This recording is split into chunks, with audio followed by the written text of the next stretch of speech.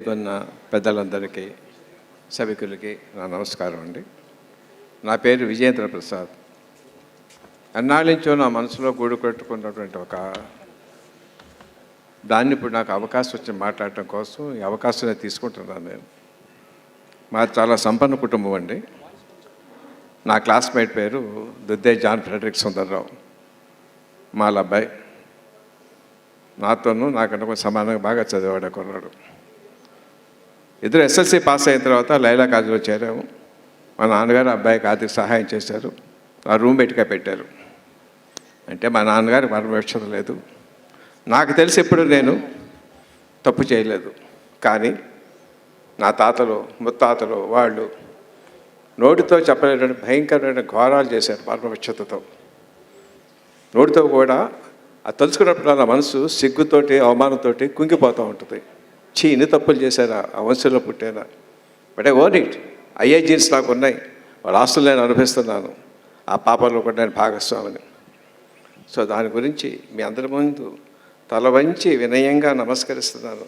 క్షమించండి, క్షమించండి, క్షమించండి, క్షమించండి, క్షమించండి, క్షమించండి. ఇందాక ఒక అబ్బాయి చాలా అద్భుతంగా పాడారు మీ ముందు ఆకన్నా.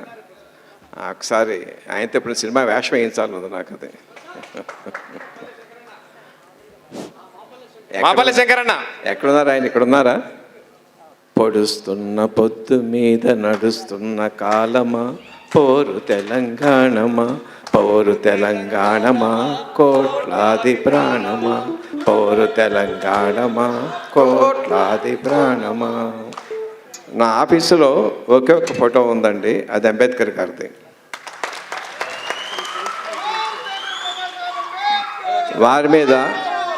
వారి మీద సినిమా కథ రాస్తున్నాను. దాని గురించి కొంత రీసెర్చ్ చేశాను నేను. రమాబాయి గారి గురించి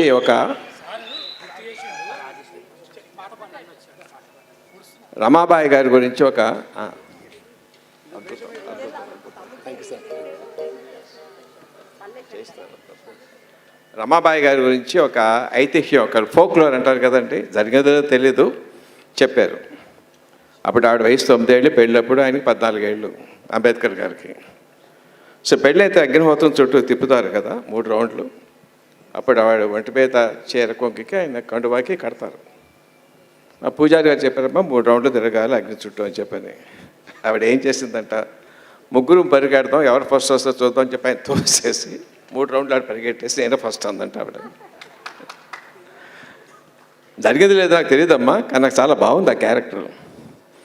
ఆవిడ జీవితంలో చదువు కోసం ఎప్పుడు చదువు ఎక్కేది కాదు ఆవిడకి. అది కూడా నాకు నచ్చింది.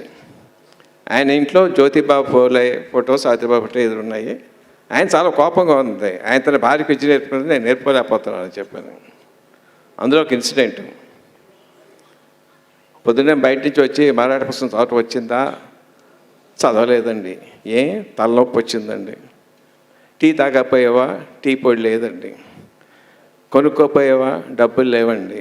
అరువిస్తాడు కదా తీసుకుపోయావా? సంతకం పెట్టమన్నాడండి. సంతకం రాదు కదండి. చదువు ఎగ్గొట్టడానికి వీడి కథ అనమాట అండి అది. That's how that sweetness I wanted. ఆవిడ చనిపోయేటప్పుడు హాస్పిటల్ తీసుకెళ్తే వర్ణవివక్షతోటి ట్రీట్మెంట్ చేయడానికి అవకాశం కూడా అటు ఇటు పరిగెత్తించారు అంబేద్కర్ గారిని. అలసిపోయారు ఆయన. గ్లాస్ మంచినీళ్ళు తాగండి అంది. తాగారు. నాకు దాహం వేస్తుందో గ్లాస్ ఇవ్వండి అంది. ఇవ్వకపోతే ఈ నీళ్ళు కాదు, మా ఊళ్ళో పెద్దలు చెరువు నీళ్ళు కావాలంటే అక్కడికి వెళ్ళాడు ఆయన. దళితులు తాగే చెరువు నీళ్ళు 1 ఎకరం, మురికిలు పెట్టి మైకులు పెట్టి ఉన్న నీళ్ళు, దూరంగా 7 ఎకరాల చెరువు ఉంది, స్పష్టంగా స్వచ్ఛంగా ఉన్న నీళ్ళు. అక్కడికి వెళ్ళి ముచ్చుకోకపోతే తెలిసివాడు పరిగెత్తుకొచ్చాడు, బావగారు ఎప్పుడు వచ్చారు అంటాను. ఏంటి నీళ్ళు కావాలంటే వాడి చేతులు చూపించిన 2 చేతులు లేవు వాడికి. దాంట్లో నీళ్ళు తీసుకుంటే చేతులు కట్ చేశారు. మీరైతే మా చేతులు కట్ చేస్తారు బావగారు. ఊరి పెద్దలను అడగాలి. ఆ ఊరి దేశముఖ్ పెద్ద ఇల్లు. అప్పటికే లాయర్ చేస్తున్నాడు, కారు ఉంది, సంపాదన ఉంది, సూట్లో వెళ్ళాడు. అక్కడ కాపలావాడు ఎవరు వచ్చారు, ఎందుకు వచ్చారయ్యా? దేశముఖ్ గారితో పని ఉంది. ఏం పని ఉండయా? చెరువులో నీళ్ళు కావాలి, గ్లాస్ నీళ్ళు తీసు. పర్మిషన్ ఎందుకు అంటే క్షమించండి, ఇక్కడ ఐఎమ్ యూజింగ్ అన్పార్మెంటల్ వర్డ్ కథా సందర్భంగా. నేను దళితుడినాయా, అన్నాడు. మహర్సాల ఒకసారి దిగిపోయింది. ఇలాగెళ్దామని తీ, ప్యాంట్ తీ, కోట్ తీ, చెప్పులు తీ. ఎవరు తెలిసి గోచి పెట్టించాడు ఆయనతోటి, డబల్ డాక్టరేట్ పుచ్చుకున్నటువంటి గొప్ప విద్యావంతుడితోటి. భార్యకి ఇచ్చిన మాట కోసం వెళ్తే వాడు అందరూ నీళ్ళలో ఉన్నారు, ఆయన ఎండే రాతి మీద ఉన్నారు ఆయన. క్యా సాలా క్యా చాయ్ హై తుమ్కో, ఆ చెరువులో గ్లాస్ నీళ్ళు కావాలి. నైదైతే మహర్సాలకు నైదైతే. సార్ క్షమించండి, అన్పార్లమెంటరీ లాంగ్వేజ్ కథపరంగా మాట్లాడు తప్ప నా ఉద్దేశం అది కాదమ్మా. నైదైతే కానీ ఒకే ఒకసారి పోయి అంటారు, అందరం పట్టించుకోం. ఎప్పుడో తెలుసా, మీ ఆడవాడు మా పక్కలో పడుకున్నప్పుడు స్నానం చేస్తాం, పోయింది అనుకుంటాం. ఇక్కడ ఇంతమంది ఉన్నాం, మాలో ఎవరిలో ఉన్నా నీ పనులు కానీ మీ ఆవిడ పనులు కానీ కనిపిస్తున్నాయి చెప్పు, తీసుకెళ్ళచ్చు. భరిస్తున్నాడు ఆయన భార్యకి ఇచ్చిన మాట కోసం. దగ్గర నడిచొస్తాడు, చెమట పడుతుంది ఆయనకి, ఎండలో ఉన్నాడు, కింద గొచ్చు కాలుతుంది. అరే చాలా వీడికి బాగా దాహం వేస్తున్నట్టు ఉందరా, పక్క జనం ఉన్నారు తైనాతి వాళ్ళు. ఉప్పు నీళ్ళైనా పట్టించుకోం కదా, తాగాలి కదా పంట పెట్టి. అవును సార్. సముద్ర నీళ్ళు కూడా తాగాలి కదా. అవును సార్. మరి సముద్రం లేదు కానీ అలాంటి నీళ్ళు ఉన్నాయని చెప్పి పంచి గ్లాస్ పెట్టి వచ్చిపోసాడు, మొహం మీద పోసాడు. పిలో భరించాడు. 2 రోజుల భార్య మనుషులు తాగలేదు, దీన్ని పట్టుకొస్తాడని చెప్పాను. వాడు చేతితో దిగాడు ఆయన. అర్థమైంది. రమా, నన్ను చూస్తే కోపం వస్తుందా, బాధ వస్తుందా? లేదండి, మీలో పట్టుదల కనిపిస్తుంది. ఏదో రోజు మీరంటే ఒక దేశానికి తెలుస్తుంది, నాకు తెలుస్తుంది. నేను చనిపోయిన తర్వాత నన్ను తగలబెట్టద్దండి, పూడ్చిపెట్టండి, ఓ మొక్క మాటండి.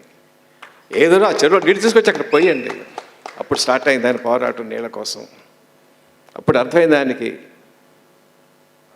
రాజకీయంగా ఎదగకపోతే ఏమీ చేయలేమని. ఎంత చదువు ఉన్నా ఏమీ చేయలేదు, పొలిటికల్ పవర్ కావాలా.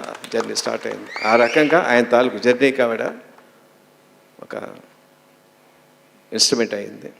Thank you.